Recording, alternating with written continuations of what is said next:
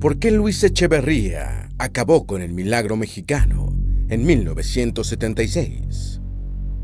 De 1958 a 1970 eran los tiempos dorados en los que México experimentó un crecimiento económico que promedió el 6% y que logró sostener por más de 10 años, con inflación de solo el 2.2% y sin devaluación del peso mexicano, aunque parezca increíble hoy en día que alguna vez México tuvo ese crecimiento.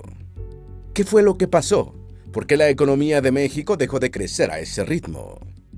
El milagro mexicano le produjo enormes beneficios a la nación azteca y le dio una confianza tan alta que era considerado el país modelo de la región en cuanto a desarrollo económico. Y es que la pobreza alimentaria se mantuvo descendiendo durante todo ese tiempo mientras el poder adquisitivo de los mexicanos crecía. Además, el país profundizó su industrialización y aumentó su productividad a niveles jamás vistos en su historia. La deuda externa se controló, se equilibró el presupuesto nacional y se invirtieron miles de millones en el desarrollo de infraestructura. Lo cierto es que México fue uno de esos países en vías de desarrollo que aprovechó la edad de oro del capitalismo, cuando los 16 países capitalistas más desarrollados tuvieron una época de prosperidad única y probablemente irrepetible. Sin embargo, y como todo en la vida, nada es eterno, y sería el presidente Luis Echeverría al que se le adjudicaría el fin del milagro mexicano que había regalado tanta prosperidad al país. Así, Echeverría inició la primera crisis económica mexicana en más de 2 décadas. Bajo su mandato, el gasto público se disparó, el peso mexicano se devaluó más del 70%, y la inflación se fue a las nubes, y la deuda externa, que era de 6,000 millones de dólares al inicio de su mandato, terminó superando los 20,000 millones de dólares. Echeverría también fue acusado de utilizar el poder y las fuerzas del Estado para someter a sus opositores y no permitir protesta alguna. Pero eso no fue todo. Aún hay mucho que revelar sobre esta parte olvidada de la historia mexicana. ¿Por qué se dejó de crecer al 6% en el sexenio de Luis Echeverría? ¿Qué se hizo mal? ¿Por qué se devaluó la moneda? ¿Se vivía mejor en México en ese periodo, de 1958 a 1970? Veamos. Antes de meternos a fondo, no olvides suscribirte a nuestro canal y activar las notificaciones para mantenerte al día con nuestras actualizaciones. México atravesó muchos cambios económicos durante el siglo pasado, y al igual que la mayoría de las naciones del continente, sufrió por pésimas administraciones y gran corrupción. Pero también experimentó épocas de increíble crecimiento económico, tal como Venezuela cuando era llamada la Venezuela Saudita, o como Argentina a inicios del siglo XX. Y es el primer punto que vamos a tocar, la época dorada de la economía mexicana, aquella que es conocida como el milagro mexicano. ¿Qué fue el milagro mexicano? Los historiadores y expertos en materia económica no han logrado ponerse de acuerdo sobre la fecha exacta en la que comenzó el milagro mexicano. Algunos escritores de historia aseguran que todo inició en 1950, mientras que otros, como el profesor de la Facultad de Economía de la UNAM, Carlos Tello Macías, y el exsecretario de Hacienda y Crédito Público, Antonio Carrillo Flores, coinciden en que fue en 1954. Aunque es el propio Antonio Ortiz Mena, el secretario de Hacienda y artífice de la política económica que impulsó y mantuvo el milagro mexicano, quien asegura que su desarrollo estabilizador comenzó en 1958 y culminó en 1970. Durante este periodo, el Plan Ortiz Mena buscó que México alcanzara la estabilidad económica a través de un desarrollo económico constante y sostenido. Para lograrlo, se fijó en lo que estaban haciendo los países más desarrollados y comenzó a aplicar lo que estaba funcionando en ellos.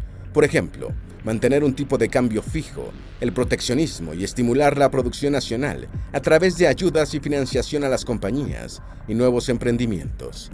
Así se produciría un giro definitivo de 180 grados para la economía del país.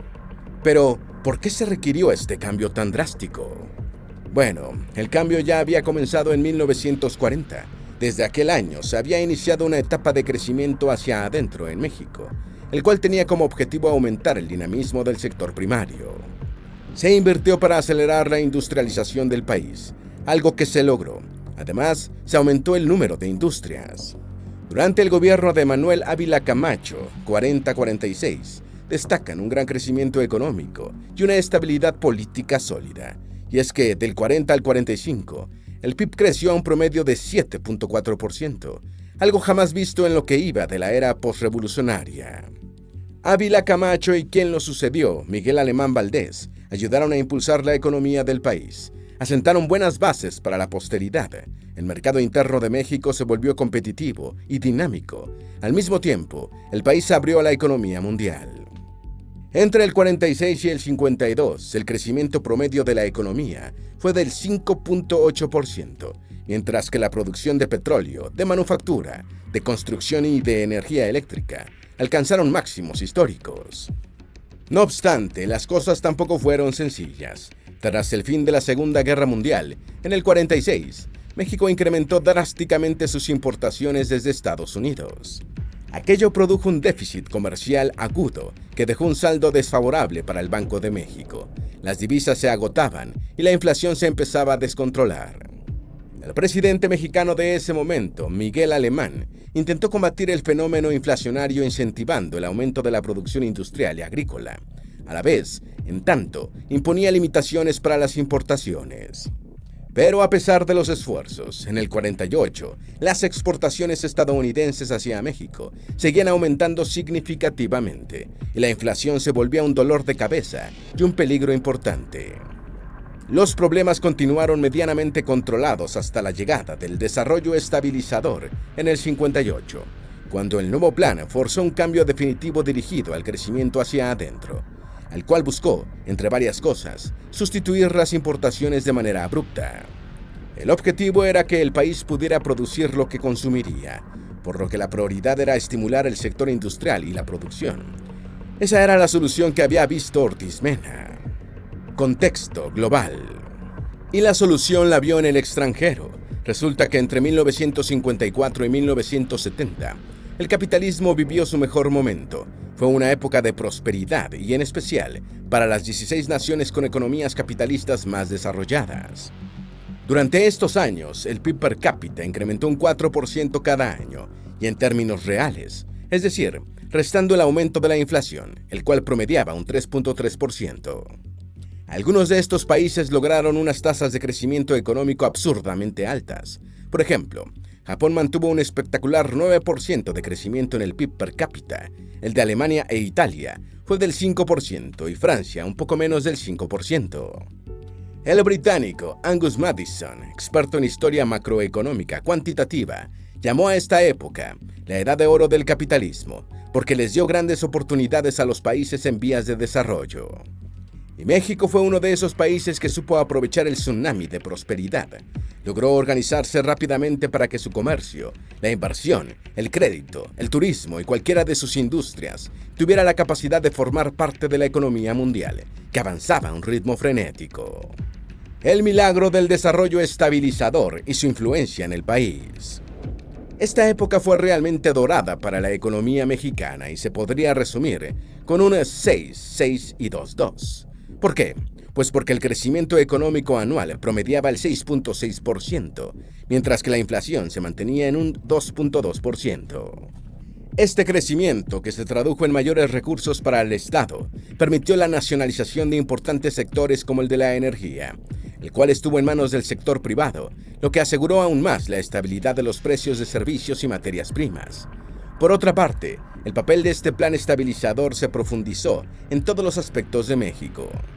De un momento a otro y sin que los mexicanos se dieran cuenta, el plan se hizo un instrumento político en el que participaban todos los sectores: el gobierno, el sector privado, los agricultores, los maestros y los obreros.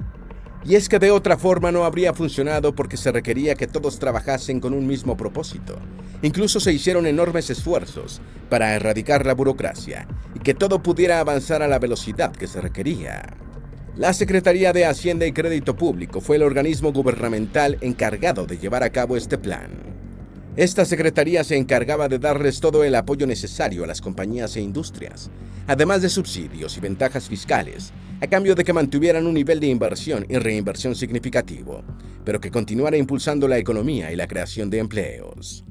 El sistema tributario no gravaba los excesos de utilidades de las compañías, un poderoso incentivo que muchos querían aprovechar.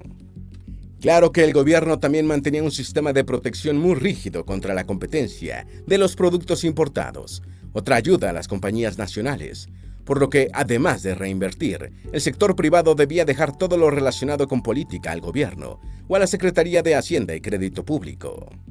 Este organismo se encargaba de definir todas las políticas económicas, sociales y todas las actividades clave en pro del desarrollo de la nación. Esto ayudó a mantener la estabilidad en el país.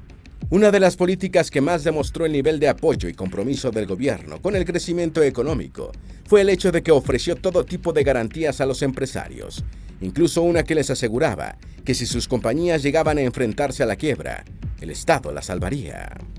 En otras palabras, si fracasaban, el gobierno les daría otra oportunidad financiando sus deudas o malas inversiones. El sector agrícola también recibió ayudas proporcionando créditos con tasas de interés subsidiadas, sistemas de almacenamiento, se otorgaron tierras con agua garantizada, facilidades para acceder a maquinaria y todo lo necesario para mantener sus tierras productivas. El gobierno solo pedía a cambio producción alimentaria sostenida y paz social en los campos. Y lo cierto es que el plan funcionó, principalmente porque por primera vez se aprovechaban los recursos del Estado para impulsar el progreso desde los sectores marginados hasta las industrias más modernas. Además, los políticos no pudieron estar totalmente al servicio de las clases sociales altas, aunque obviamente sí beneficiaron a muchos ricos. El progreso del país llegó con cierta igualdad a sus ciudadanos. Aun cuando en realidad todo estuvo muy lejos de ser perfecto, como podrán imaginar, hacer y mantener acuerdos sobre estabilidad con algunos líderes es una cosa, pero controlar a las masas es algo muy diferente y desafiante. Por lo que el gobierno, mientras mostraba un progreso económico increíble, por el otro reprimía cualquier movimiento que amenazara la paz forzada por el Estado. Cualquier movimiento era rápidamente silenciado. El movimiento magisterial del 58, una huelga ferrocarrilera en el 59, un movimiento de médicos entre el 64 y el 65, fueron algunos de esos movimientos que el gobierno persiguió, despidiendo a muchas personas y encarcelando a otras. Y probablemente lo peor ocurrió en 1968, cuando el presidente Gustavo Díaz Ordaz ordenó a sus fuerzas de la ley abrir fuego contra cientos de personas que protestaban en Tlatelolco. En su mayoría eran estudiantes, maestros y trabajadores de diferentes sectores que pedían más libertades. Cientos perecieron ese día y quedaría registrado en la historia mexicana moderna como uno de los más oscuros. Hablando de historia, quizás podríamos comprender mejor cómo se llegó a ese punto, yendo un poco más atrás. México era formado por tribus indígenas hasta 1512 y en 1821 se hizo país independiente. Hace más de 500 años, México estaba conformado por tribus. El imperio azteca o mexica era la tribu dominante que sometía a la mayoría, y fue así hasta 1512, cuando empezó la conquista que daría paso a la colonización por parte de los españoles. Fueron más de 300 años de barbaries y modernización que le darían forma al país. Este periodo oscuro terminó en 1821, cuando luego de 11 años de intensas batallas, el Reino de España de aquella época finalmente reconoció que el pueblo mexicano tenía el pleno derecho de ser libre. Entonces, México se convertía en un país libre y soberano, pero ahora tendría que darle forma a la nación y encaminarla a un gobierno estable que permitiera el progreso en todos los aspectos necesarios. Así fue como se experimentaron distintos gobiernos que asentaron las bases de la República. Aunque si bien la idea central era que el poder del gobierno residiera en el pueblo, nunca faltaron los gobiernos autoritarios. Seguro recuerden el porfiriato, que duró casi 30 años, por lo que la inestabilidad política y social siempre ha estado presente durante todos esos cambios de gobierno. México tuvo un crecimiento de 20% del Producto Interno Bruto de 1920 a 1930, a pesar de la depresión mundial de 1929 a 1931. Sin embargo, esto no fue tan crítico para la economía del país, y es que durante 1920 y 1930, el Producto Interno Bruto de México tuvo un incremento del 20%. Y se produjo en casi todos los sectores económicos, siendo el agrícola el más rezagado. Estos fueron resultados más que sorprendentes, pues de 1929 a 1931 se produjo la Gran Depresión y la mayoría de los países no estaba pasando su mejor momento económico. Desde este punto, México empezó a enfocar sus esfuerzos en continuar estimulando su economía. Ya para los años 40, los principales objetivos eran construir más infraestructura física, carreteras, telecomunicaciones, ferrocarriles, redes eléctricas y obras hidráulicas. Tantas inversiones como parte de la política de crecimiento hacia adentro fueron clave para impulsar la actividad industrial mexicana, y los resultados fueron bastante favorables. Para 1950, apenas el 21% de toda la producción del país era representada por la actividad industrial. No obstante, para 1960 ya representaba el 24%, y cuando terminó el milagro mexicano en 1970, casi era del 30%. Esa era una muestra clara de que el plan económico estaba teniendo los resultados prometidos para el desarrollo del país. Pero, ¿quién fue el artífice de este plan? Antonio Ortiz Mena. Antonio Ortiz Mena nació el 16 de abril de 1907, en medio de una familia en la que varios de los hombres tuvieron y tendrían cargos dentro de los gobiernos.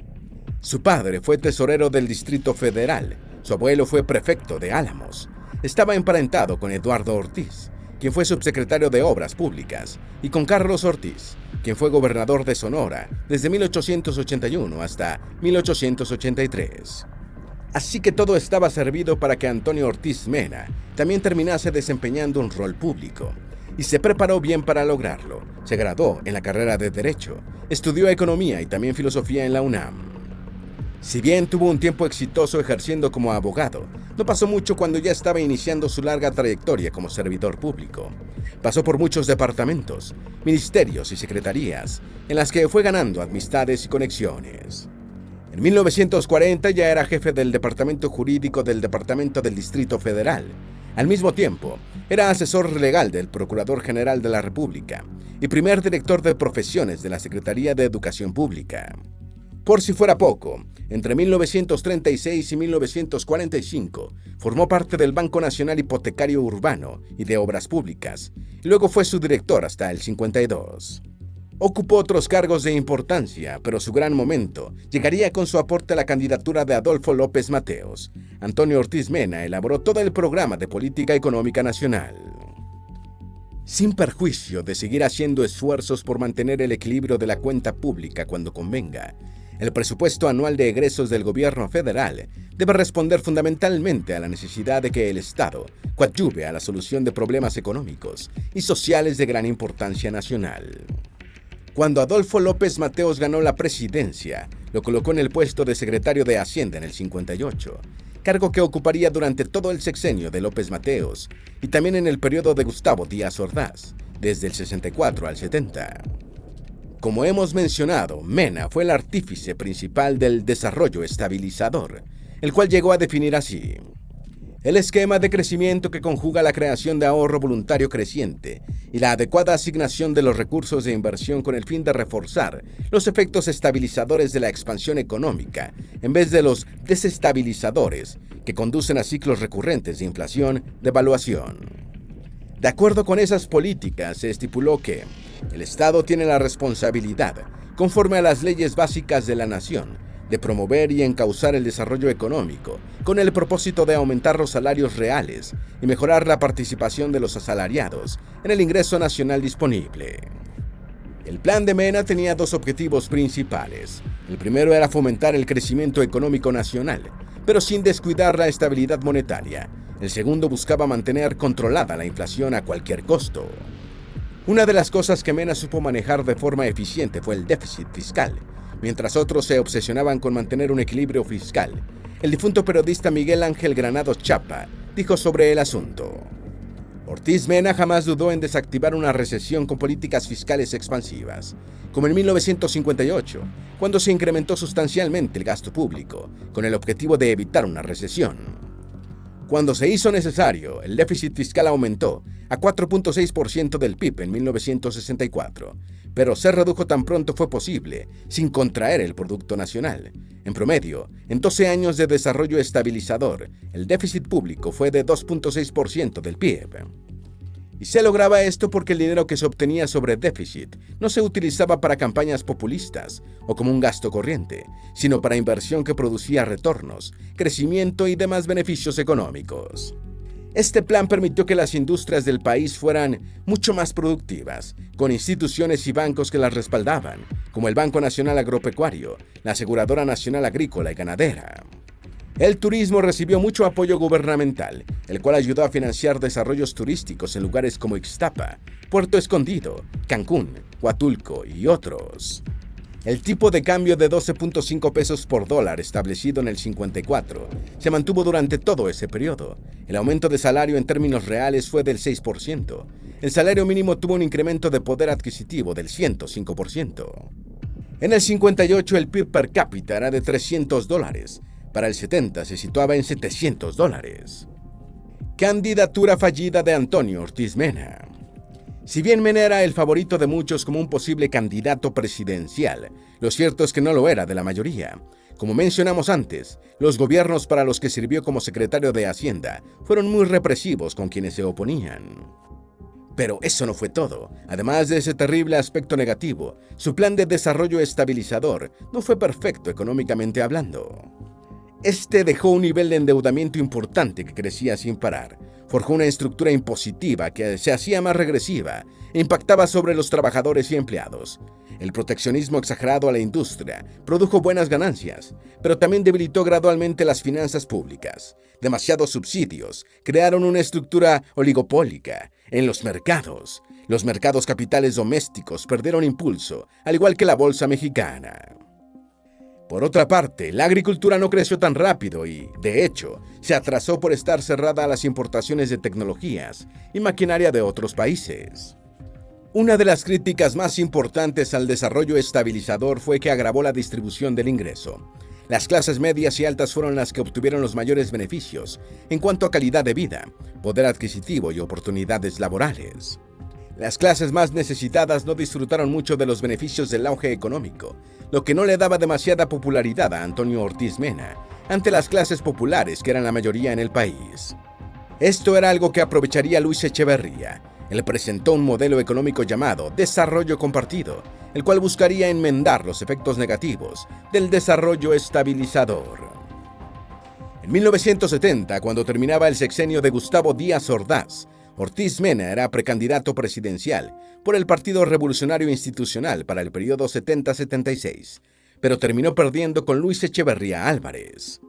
A pesar de que contaba con un enorme apoyo desde las élites financieras de Estados Unidos, no fue así dentro de México. En el 71 se convertiría en el presidente del Banco Interamericano de Desarrollo y luego del Banamex.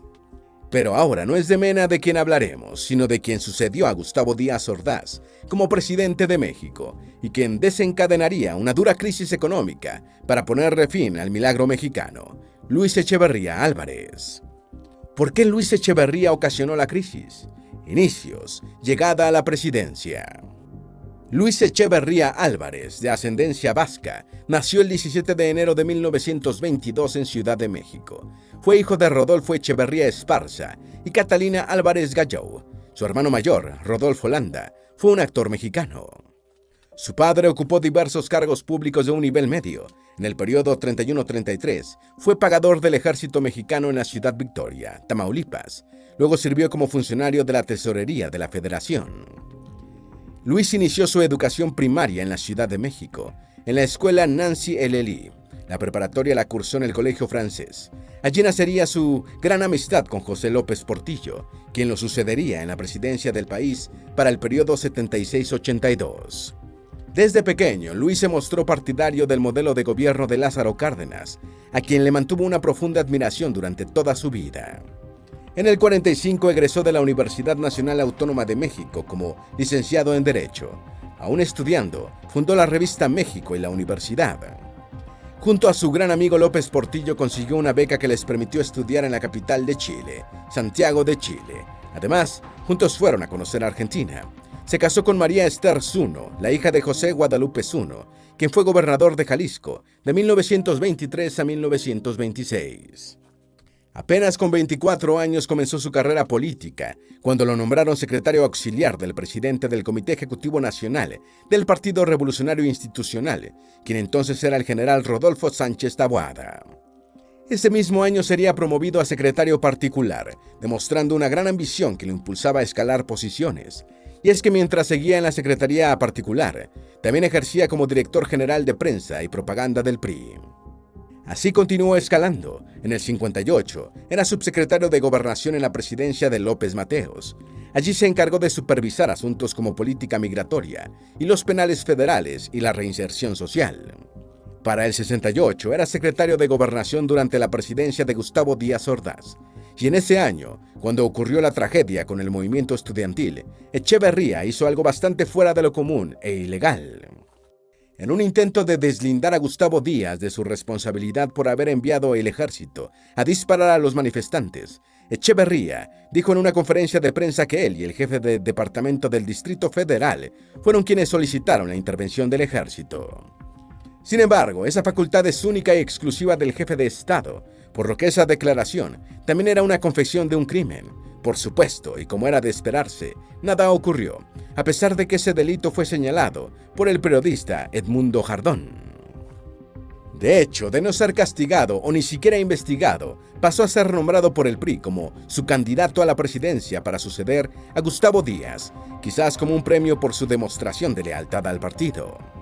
Ganó las elecciones con el 85.7% de los votos y el 1 de diciembre de 1970 asumió el cargo como nuevo presidente de México. Gobierno represor. A finales de los años 60 e inicios de los años 70, los movimientos políticos y sociales principalmente de izquierda, donde se concentraban los estudiantes, los obreros y los campesinos, buscaban soluciones a las muchas demandas de la sociedad, aunque principalmente enfocados en lograr una democracia auténtica. Y es que el Partido Revolucionario Institucional, PRI, llevaba décadas colocando presidentes a dedo en elecciones, en las que ningún otro candidato tenía posibilidades reales. Y Echeverría había sido solo otro presidente elegido por el partido. Estos movimientos eran pacíficos, hacían protestas para exigir cambios y mejores condiciones. Y luego del terrible hecho del 68, ganaron más fuerzas por el descontento popular.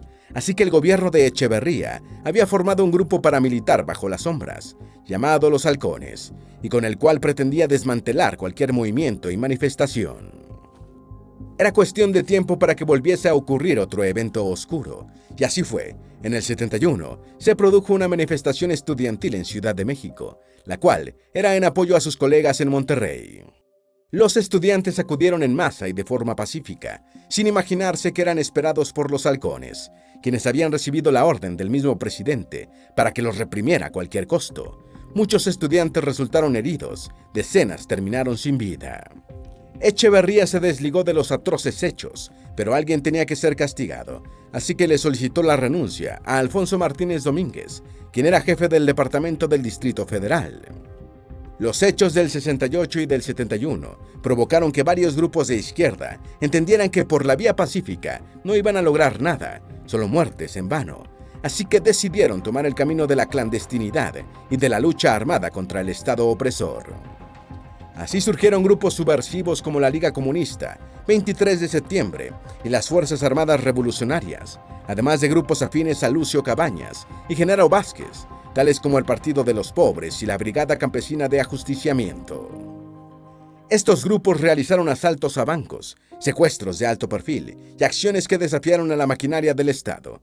Y esta, dirigida por Echeverría y el PRI, no dudó en utilizar todo el poder que tenía para suprimirlos a todos. Se crearon cuerpos de seguridad clandestinos que tenían el poder de hacer cualquier cosa, de cometer cualquier crimen sin rendir cuentas a nadie. Las transgresiones de derechos humanos fueron innumerables. Se cometieron desapariciones forzadas, torturas sistemáticas, asesinatos extrajudiciales, allanamientos sin órdenes judiciales, vigilancia ilegal, desprestigio, fabricación de evidencias falsas y campañas falsas contra opositores. Cualquier tipo de medida que alguna vez hayan escuchado de un gobierno represivo se cometieron en México. Fueron tiempos realmente oscuros y difíciles. Incluso se prohibió la música de rock, prohibición conocida como el abanderazo. El PRI, al mando de Echeverría, prohibió cualquier actividad relacionada con el rock, desde escuchar esta música hasta grabarla o que se permitieran conciertos. Prácticamente el rock fue vetado de México, y esto duró hasta los años 80, cuando se empezó a permitir nuevamente, pero de forma gradual. Política económica de Luis Echeverría y fin del milagro mexicano. Durante el mandato de Echeverría se dio la primera crisis económica en décadas. La mayoría de las decisiones del gobierno en materia económica fueron pésimas, lo que provocó que muchos problemas empezaran a desencadenarse rápidamente. Por ejemplo, cuando muchas compañías empezaron a estar al borde de la quiebra, el Estado empezó a comprarlas para evitar que miles quedaran sin empleos, pero en vez de salvarlas, las terminó ahogando por ineficiencia y corrupción. Todos los logros del milagro mexicano fueron desvaneciéndose rápidamente. El tipo de cambio que se había mantenido por más de 15 años, 12.5 pesos por dólar, para el final de su mandato era de 25.5 pesos por dólar. La deuda externa que durante años era manejable pasó de 6,000 millones de dólares, que le dejó Díaz Ordaz, a más de 20,000 millones de dólares, es decir, más que triplicada en solo 6 años. Pero no fue todo, la inflación se disparó 126.06%. La inversión privada cayó por la pérdida de confianza y el sector productivo, que llevaba décadas creciendo, sufrió una gran contracción. 40 años de devaluaciones y crisis recurrentes. Desde el 76, cuando terminó el mandato de Echeverría, y hasta 2016, se considera que hubo un periodo de 40 años marcados por crisis recurrentes y devaluaciones. En ese lapso se produjeron 3 crisis importantes. La devaluación del 76, que se prolongó tanto que cimentó las bases para la crisis de la deuda externa del 82. Luego vino la crisis bancaria del 94. Aquellos fueron momentos turbios para la economía, que generaron tiempos con grandes dificultades políticas y sociales. La desigualdad creció y hoy en día los mexicanos siguen pagando con sus impuestos los errores del pasado. El milagro mexicano fue una época realmente positiva para el desarrollo económico y el progreso de México en muchos aspectos. La economía y la inflación tuvieron resultados sorprendentes durante más de 10 años. Sin embargo, no fue perfecto ni a nivel económico ni a nivel social, y fue lo que abrió la puerta para que Echeverría llegara al poder y con políticas económicas demasiado radicales que llevaron al país hacia una crisis bastante dura. ¿Fue Echeverría el culpable de la posterior crisis económica o era cuestión de tiempo para que las fallas del milagro salieran a la luz? ¿Tienes alguna duda o sugerencia? Haz tu aporte escribiendo en los comentarios y así entre todos nos ayudamos. Esperamos que este video te haya sido útil. Si tienes algo que agregar, por favor, compártelo con nosotros en la sección de comentarios. Dale me gusta a este video y envíale el enlace a tus familiares y a tus mejores amigos para que también conozcan por qué Luis Echeverría acabó con el milagro mexicano en 1976. Si eres nuevo en nuestro canal, no olvides suscribirte. Recuerda, la vida siempre es mejor creando y dando valor al mundo.